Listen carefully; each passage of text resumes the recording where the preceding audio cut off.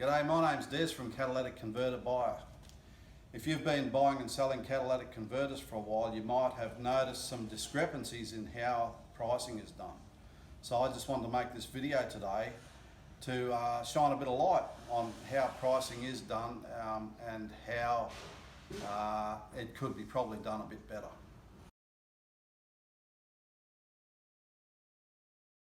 Here we've got a whole heap of catalytic converters from different cars, from different years, all with different serial numbers, some without any serial numbers, and all of them contain different amounts of platinum group metals. So how do we price these catalytic converters?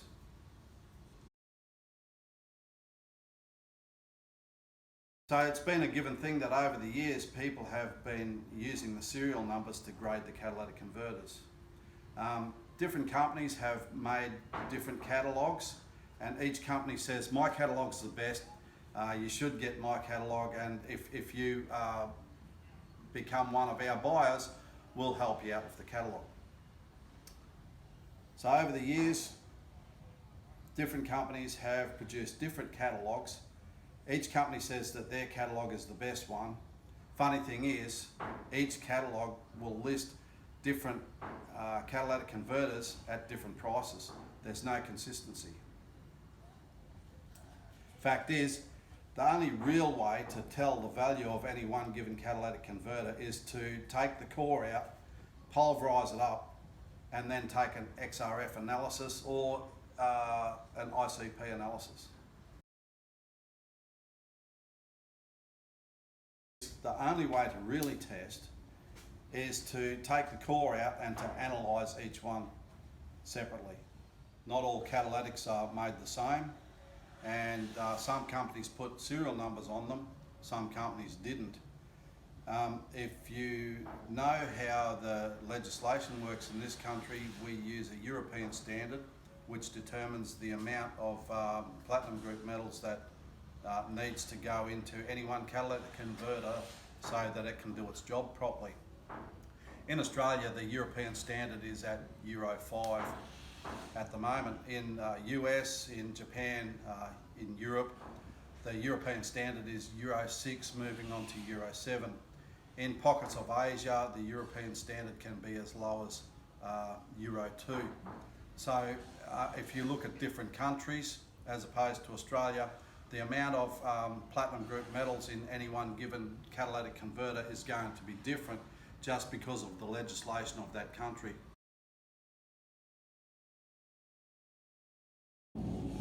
Okay, so legislation actually determines the amount of platinum group metals that needs to be in a catalytic converter to do its job properly, and it's going to vary from country to country.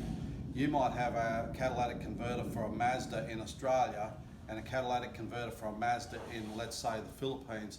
Both have exactly the same serial number, but because they were put together in different countries under a different legislation, they're going to have different amounts of platinum group metals inside.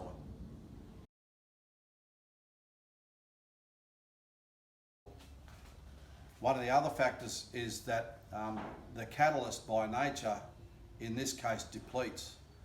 Normally a catalyst actually can continue doing its job for ages and ages, but in a catalytic converter you've got exhaust gases that are being forced through the catalytic converter at a very fast rate, and that exhaust gas has carbon in it.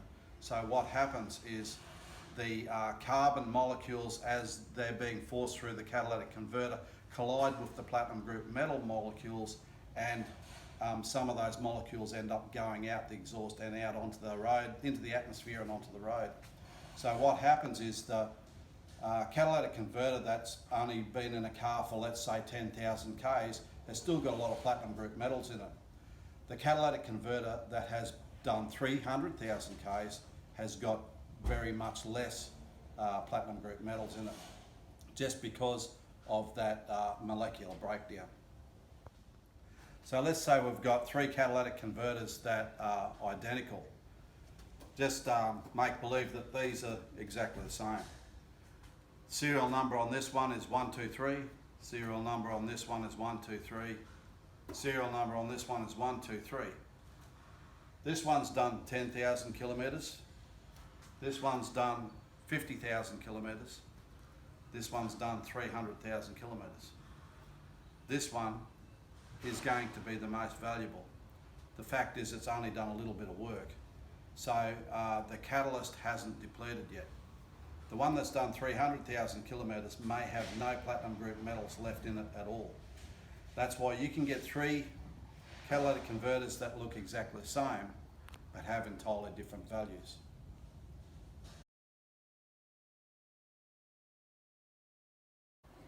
Anyway, so the way to determine the content of each catalytic converter using a serial number would have to be done on average over many catalytic converters of the same serial number. It ends up being a bit dicey. As I said before, the only real way to measure exact platinum group metal amount in any one catalytic converter is by analysis. So some people back in the early days got an XRF gun, took a shot off the catalytic converter core and went, "Oh, you beauty, this has got 900 parts per million platinum, 300 parts per million rhodium, and 700 parts per million palladium. Let's write it down and put a value on that, and that will be our catalogue." So that's happened all over the place, and people started getting the idea that they needed to do their own catalogue, and this company got the idea, "I've got a better machine, I'll do my catalogue." This company got the idea, "I've got a better machine, I'll do my catalogue." So over time, what we've ended up with is a whole heap of different catalogues saying a whole heap of different things, which has caused quite a bit of confusion in the industry, and some people making big money, some people feeling like they've been ripped off. So you can get several catalytic converters side by side that have different serial numbers but look exactly the same, maybe even the same manufacturers, but they have different values. GM40 is a good example of that. Everybody knows about the GM40, it's a high value cat, but also the same manufacturer makes a GM42, a GM45, GM105, GM102, GM75. If you put them all together in a line, they all look exactly the same. They all have around the same amount of catalyst inside, but they all have widely varying values. Why is that? It doesn't really make sense. But the buyers always pick out the GM40 and they say, "We'll pay you maybe, let's say $600 for the GM40, but we'll only pay $200 for all the others." At the end of the day, the only way to really know is to take them apart, get the catalyst out and analyse it. So I've actually done that, and I've found that the GM40, GM42, GM75, GM105, GM102, they all are around about similar values. Again, it comes back to how long have they been running in the car, how much work have they done, but if you put them all side by side, they're all within about $50 of each other. There's really not much difference at all. So why is it that the buying companies are doing this sort? So here's the reason they do it. They overvalue one cat so that when they visit you, you go, "Wow, that's the best price I've ever heard of that cat." And then they devalue all the other cats so that they get those ones for a lot cheaper. But at the end of the day, they need those ones to make their profit. I'll use the GM40 as an example again. GM40, when the market was really good, the GM40 was worth around about $600 to $700 after analysis. But some companies were paying way more than that.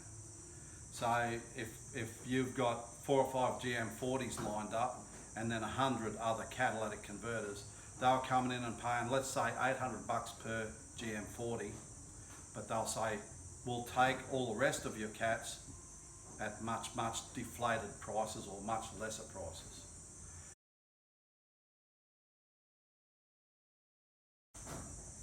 This has created an excitement in the market which has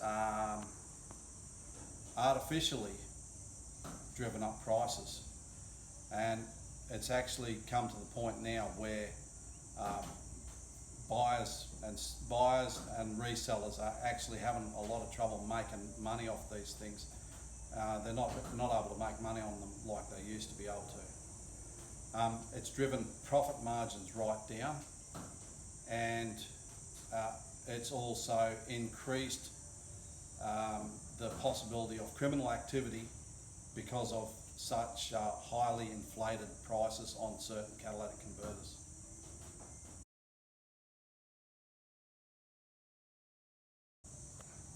So what do we do about this? It's very hard to make things like this change overnight. If we want to get this catalytic converter economy working properly so that everybody wins, we need to do something about this pricing structure. I've been buying catalytic converters for about 6 years. I started with a refining contract with an overseas company, so I've never had to resell them. I pre-process them here in Darwin, NT, and I send them overseas as a pulverised powder for further processing into the raw material, platinum group metals.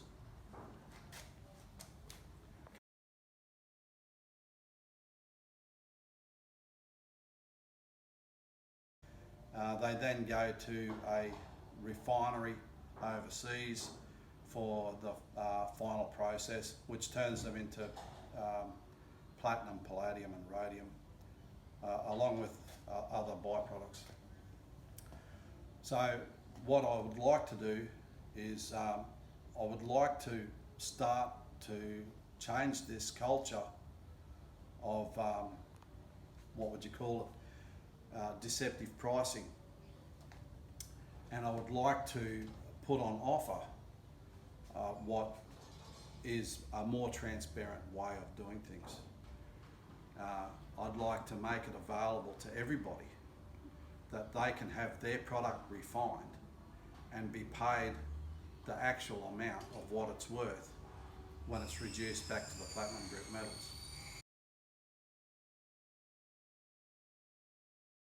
So what I'd like to do is basically change the pricing structure so that it's much more transparent and so that everybody gets a fair go.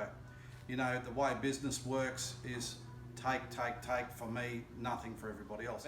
A better business model is where I win, you win, my refinery wins, everybody has their part to play in every part of the chain and everybody makes some profit. So that's what I would like to do. I'd like to do that. I'd like to see that achieved not only through my business but through all the business here in Australia. How I propose to do that is by offering a refining purchase agreement for anybody who is a legitimate business who would like to come on board and into this new type of pricing structure.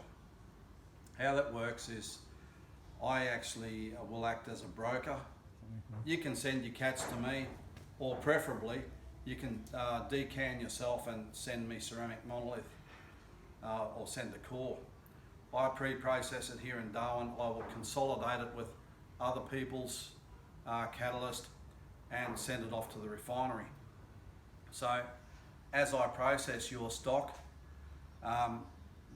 you will get an XRF analysis of the actual amounts of platinum group metals in your stock, and you'll get paid according to that analysis. Your stock will be consolidated with other customers' stock, but only after the analysis has been done and you've been paid for your product. This gives us all the opportunity to be much fairer in pricing, and it gives us all the opportunity to buy with proper pricing understanding. So instead of saying this one's worth a lot of money and all the rest are worth a little money, we can bring them onto an average playing field and everybody can win. Becomes a win-win situation.